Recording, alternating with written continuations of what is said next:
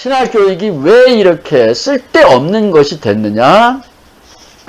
미국에 가서 하버드 대학 교수한테 기독교가 뭐냐라고 물었죠. 근데 처음에 78년에 유학을 딱 갔는데 한국의 조영기 목사 교회에서 설교를 굉장히 많이 듣다가 미국에 갔는데 조영기 목사님 스타일의 설교가 텔레비전에 계속 나오는 거예요. 병 낫는다. 하면 된다.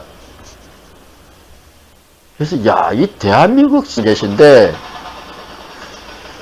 우리가 성경을 읽었을 때 생기는 질문은 학자들은 안 다뤄요. 학자들은 서클이 있어. 그 서클에서 저 학자가 제기한 질문에 대해서 내가 대답하는 거예요. 서클끼리. 그래서 진보와 보수가 있잖아요. 보수 측 사람들은 진보 책을 하나도 안 보고 진보 측 사람들은 보수 책을 하나도 안 봐. 골프 치는 사람은 탁구 경기 얘기를 안 하고 공 사이즈는 비슷한데 제가 보기에는 저는 탁구도 안 하고 골프도 안 하니까 그 공이 사이즈가 똑같은데 왜 같이 못 노냐. 말이 안 되죠. 근데 저는 그 정도 수준밖에 안 돼. 모르니까. 근데 이 사이즈는 비슷한데 탁구 치는 사람들은 탁구 얘기만 하고 골프 치는 사람들은 골프 얘기만 해. 근데 리얼 피플들은 우리 헌금 내고 시간 보내는 우리 리얼 피플 교인들 아니에요. 이 교인들이 성경을 읽으면서 갖는 질문은 모르는 거예요. 이 사람들은. 학자들은. 그게 근대 신학교육, 이 상아탑 속의 신학교육인데 이거는 안 배워도 목회에 전혀 지장이 없는 거예요. 교육이 잘못돼서가 아니라 이 패러다임 자체가 잘못된 거예요. 너무 세분화됐고요. 너무 세분화됐고 두 번째, 지네들끼리 핑퐁, 탁구를 하는 거예요. 리얼 피플들하고 얘기를 안 하는 거예요. 제가 미국에 갔을 때 텔레비 부흥사들 거기에 심취하고 있는 1960년대 말 미국의 대다수의 민중들의 종교적인 갈등, 이거는 리얼한 거란 말이에요. 이거에 대해서 왜 신학교에서는 관심이 없느냐? None of our business. 우리는 관심이 없다라는 거예요. 그 사람들이 관심 있는 건 뭐냐? 자기네 서클에서 또 다른 신학자가 제기하는 질문에 대해서 연구를 하지 리얼 피플들의 리얼 이슈에 대해서는 연구를 안 하는 거예요. 이게 소위 아카데미아라는 상아탑 속의 신학이에요. 많은 사람들이 상아탑 그러면서 욕을 하는데 그게 뭐가 잘못됐느냐? 괜히 시기 질투하는 것처럼 한다. 질문 자체가 틀린 거예요. 따라서 이거는 맨날 배워도 소용이 없는 거예요. 그럼에도 불구하고 저는 이제 여기 앉아가지고 다시 국민학교 때부터 선생이 되고 싶어 했기 때문에 다시 학교 얘기를 하려고 그러는데 대안이 있느냐 이거. 그러면 이런 필요 없는 신학교육이 아닌 진짜 신학교육이 가능하냐? 그건 뭐 어렵지 않아요. 여러분 이미 많이 했을 거라고 보고 이 갈릴리는 서로 다르지만 이 소위 현장이 강하다고요. 현장의 이야기는 학자들은 모르는 문제예요. 리얼 이슈에 대하여 현장에서 몸으로 부닥쳐서 거기에서 자기 나름대로 뭔가 노하우를 겪은 거예요. 아까 정 목사님이 이제 야학 경험을 했잖아요. 이 신학교 좀 나온 사람보다는 오히려 무식한 사람이 설교를 더 알아듣기 쉽게 잘한다 이게.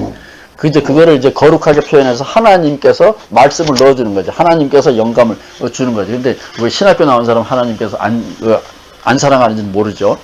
그래서 이 현장에서 제기되는 질문으로 출발을 해야 되는 거예요. 학자들이 제기하는 질문은 걔네들의 문제라고, 걔네들의 문제예요. 그걸 우리가 신경 써야 될 이유가 하나도 없는 거예요. 우리의 문제, 우리 아들의 문제, 우리 아들의 병을 고치면 양약도 좋고 한약도 좋고 침술도 좋고 뭐 사이비도 좋아요. 내 아들을 고칠 수만 있다면. 예수님이 그 정신이라고요. 예수님은 100주의 10계명 중에 제4계명을 어긴 거잖아요. 왜냐하면 자기 주변에 자기에게 찾아오는 사람들을 치료하기 위해서. 예수님은 심플한 거예요. 눈앞에 있는 생명을 치료하기 위해서라면 신성모독이라는 죄, 신의 계명을 범하는 죄, 그 죄도 아니다 이게. 그런 의미에서 예수님은 무신론자에게 훨씬 더 가깝죠. 신이라는 개념은 안 중요하다고요. 그리고 우리 지금 이 교실의 단체도 사람이잖아요. 그래서 사람이라는 말을 썼을 때 무엇이 아니냐. 르네상스는 사람, 그렇지만 신이 아니잖아요. 그래서 사람, 그래서 이게 짐승이 아니다 일 수도 있고, 정부 관료가 아니다 일 수도 있고, 신이 아니다 일 수도 있고, 어떤 말은 내용이 있는 대신에 그것을 거부하는 이 외연이 있어요, 바깥에.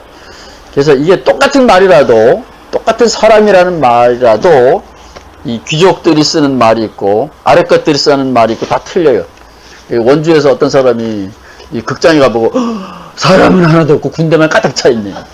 그 군인 그 원주 384단이 거기에 그러니까 그런 데 가면은 군대, 사람 이거는 종자가 다른 거예요. 말이라는 게 그렇다고요. 그래서 우리 사람이라고 했을 때 이게 너는 아니다라고 했을 때 이 짐승 같은 사람들은 사람이 아니다 일 수도 있고, 인간을 사랑하지 않는 신이 아니다 일 수도 있고, 이제 의미가 다 다르잖아요. 글자는 똑같지만.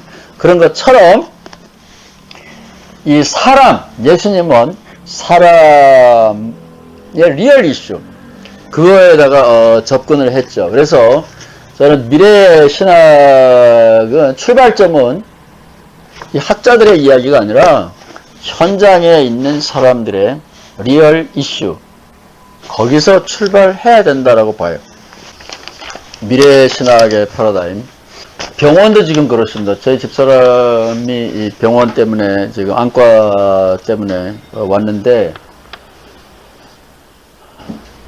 똑같은 안과 의사인데, 거기에서 또 세분화되어 있어요.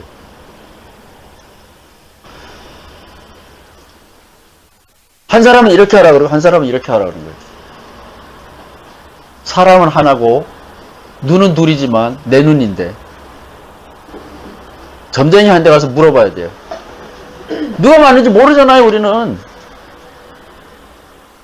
이거나 신학이나 똑같아. 지식은 있지만 전문화되고 세분화돼서 교류가 되지 않는 거예요. 그래서 대학병원에 세브란스에 가고 있기 때문에 지금 서로 이제 한인철 목사님이 이제 압력을 넣어가지고 서로 의사들끼리 소통을 해. 소통을 하지만 신학의 경우에는 소통이라는 게 없어요. 성서신학자와 조지신학자는 소통하지 않아요. 바울신학 전공한 사람과 요한신학 전공한 사람은 소통하지 않아요. 소통이 안 돼요. 뭐 이런 식이라고요. 그래서 저는 그런 아카데미아 공부라는 게 문제가 있는 게 아니라 그 사람들이 다루는 이슈가 현장의 리얼 이슈가 아니에요. 그래서 이제 바꿔줘야 되는데 리얼 이슈에서 출발을 해야 돼요. 그래서 미래의 신학교육은 ABCD.